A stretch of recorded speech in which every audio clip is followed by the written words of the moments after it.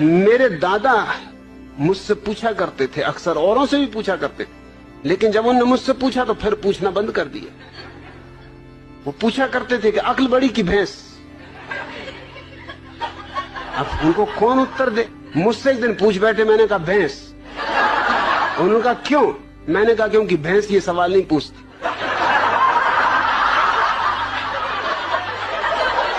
ये खुजली तुम्हारी अक्ल में ही चलती। भैंस तो बिल्कुल परमहंस दशा में।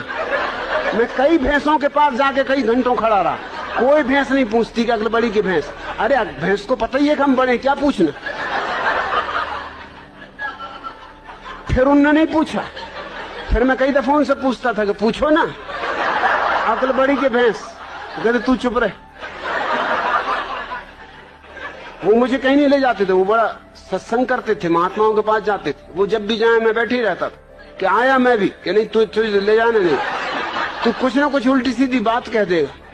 मैंने कहा उल्टी सीधी बातें तुम लोग करते हो, मैं सीधी सादी बात करता हूं। अब तुम ये बात पूछते हो अक्ल बड़ी की भैंस, और मैंने सीधा उत्तर दे दिया कि भैंस, तो तुमको लगता है उल्टी सीधी बातें कर रहा हूं। अरे आने तो, मैं भी तुम्हारे महात्मा को जरा दिखाऊंगा।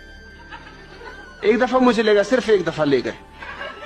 एक महात्मा के पास गए वो मिलने, मुझे ले गए।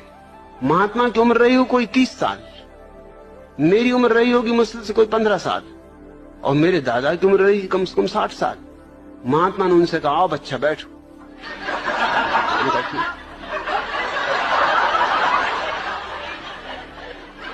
मेरे दादा ने मुझसे कहा तुम्हें कुछ पूछना तुम पहले ही पूछ लो, नहीं तो फिर गड़बड़ हो जाएगी, फिर मैं पूछ लूं। मैंने उनसे पूछा कि बच्चा एक जवाब दो। महात्मा बहुत नाराज हुए, कहने लगे मुझसे बच्चा कहते हो? मैंने कहा तुम मेरे दादा को बच्चा कह रहे हरामजादे, 60 साल की उम्र के बूढ़े को बच्चा कह रहे, 30 साल के तुम हो, 15 साल का मैं हूं, तो कोई गणित में गलती कर रहा हूं? तुम बच्चा नहीं महाबच्चा हो।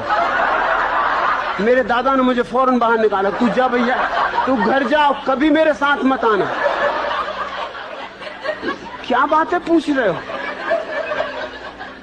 सृष्टि को किसने बनाया?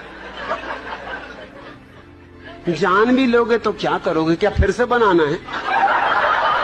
एक से ही मन नहीं भरा। अरे इतना ही जान लो कि अपना अज्ञान कैसे मिटे। ये जानने से नहीं मिटेगा, ध्यान का दिया जला लो, अज्ञान मिट जाता।